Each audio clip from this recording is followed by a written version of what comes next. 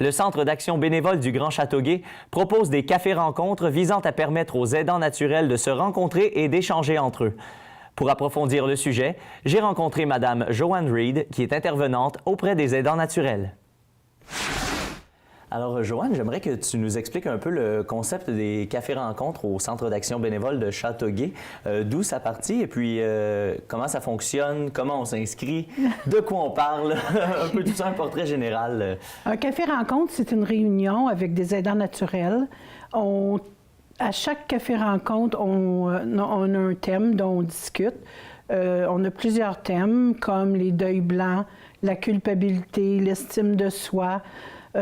Moi, les thèmes sont créés à partir des besoins des aidants. Donc, s'ils me font part d'un besoin en particulier, je vais développer un café-rencontre là-dessus. Je vais leur envoyer l'information. Je le fais passer aussi dans les journaux. C'est généralement gratuit, mais on doit s'inscrire parce que la salle contient un maximum de personnes. Donc, je leur demande de s'inscrire. Puis, c'est comme ça qu'on vient à participer au Café Rencontre. Et c'est vraiment réservé aux aidants naturels? C'est orienté vers les aidants naturels en premier lieu? En premier lieu, aux aidants naturels. Nos bénévoles peuvent assister à des cafés-rencontres, mais à ce moment-là, le thème est traité vraiment vers le bénévolat, fait que je fais 2 cafés-rencontres. Ah, d'accord. J'en fais un pour les aidants, un pour les bénévoles. Et puis, mardi dernier, j'ai eu la chance de me déplacer à un de ces cafés-rencontres-là qui portait justement sur le deuil blanc. Oui. On a eu la chance de voir comment ça se passait, la dynamique, tout ça. Selon vous, qu'est-ce que ça apporte? Qu'est-ce que les gens viennent chercher lors de ces cafés-rencontres-là? Ils viennent chercher de l'information, mais ils viennent aussi témoigner de leurs expériences. Puis leur expérience aide souvent à un autre aidant qui est là, qui peut être des fois en début de maladie avec son aidé, puis une autre personne va être vers la fin. Donc l'expérience de une va bénéficier à l'autre. Faut que tu sois là, mais qui va le faire? Je leur ai demandé si je suis pas là. Comme le 10, je vais aller là, avec lui à l'hôpital Notre-Dame à Montréal. J'ai dit, il y a un transport pour nous amener. Mais si je ne suis pas là, bien, elle dit, il faut qu'il y ait quelqu'un. Mes enfants travaillent tous les 2. Ils ne peuvent pas. Quand on travaille, il faut être là, il faut être disponible. On peut peut-être des fois une journée, mais c'est comme trop souvent. Elle dit, il faut qu'il y ait quelqu'un. Elle dit, il faudrait trouver un bénévole, il faudrait trouver quelqu'un qui viendrait. Mais c'est à vous de le trouver. Mais là, ça veut dire, oui, c'est toujours moi. C'est moi qui est responsable de tout ce qui se passe encore. Puis je suis pas jeune, tu sais, là, je vieillis lentement, moi aussi. Lui, il a vieilli plus vite, mais moi, là, j'ai vieilli plus lentement. Mais il reste que...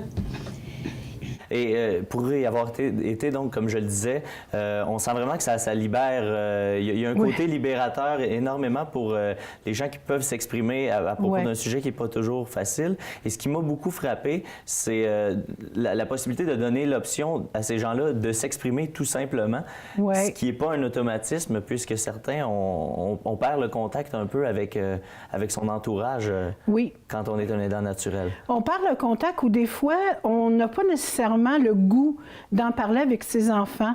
Il y a une aidante qui m'avait déjà dit mes difficultés, je ne veux pas en parler avec mes enfants parce que mes enfants ont peur d'avoir la même maladie plus tard.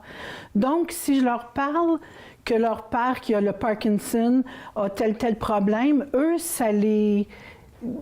Ils ne veulent pas en entendre parler, les enfants. Ils ont peur qu'un jour, ça leur arrive. Donc, l'aidante, il faut qu'elle se tourne ailleurs pour dire ce qu'elle a à dire. Et il y avait aussi quelque chose qui m'a marqué, c'est la personne disait un peu dans le même sens. La personne disait, on ne veut pas toujours parler de ça constamment, même si c'est notre quotidien, parce qu'on a l'impression d'être déprimant nous-mêmes et les gens ne reviendront pas nous voir si on est trop déprimant. Alors, on parle d'autres choses, même si ça occupe à peu près toute la vie de ces gens-là. Ça l'occupe à peu près toute leur vie. Puis, quand ils viennent à des cafés-rencontres ou d'autres activités au centre d'action bénévole, bien, au moins, ça leur permet de se libérer un peu, de dire ce qu'ils ont à dire sans jugement. Les gens qui participent ne jugent pas, ils écoutent. Fait qu'ils peuvent... ceux qui veulent participer juste pour écouter peuvent le faire aussi. Il y en a qui ne parleront pas beaucoup. Eux, ils ont besoin de plus écouter. Fait que c'est un échange comme ça. Et ça dépend où les gens sont rendus aussi Oui. dans leur accompagnement. Si, Oui. comme aujourd'hui avec quelqu'un qui accompagnait son mari depuis 21 ans, il y en a Oui. que ça fait quelques années, quelques mois seulement. C'est ça. Alors, c'est intéressant aussi de voir les différents degrés où les gens Oui. en sont. Fait que celle qui est là depuis 21 ans comme aidante a de l'expérience que l'autre n'a pas, mais elle peut partager son expérience et faciliter le rôle de l'aidante qui commence. Eh bien, merci beaucoup, Joanne. C'est tout le temps qu'on a. Bien, je vous remercie.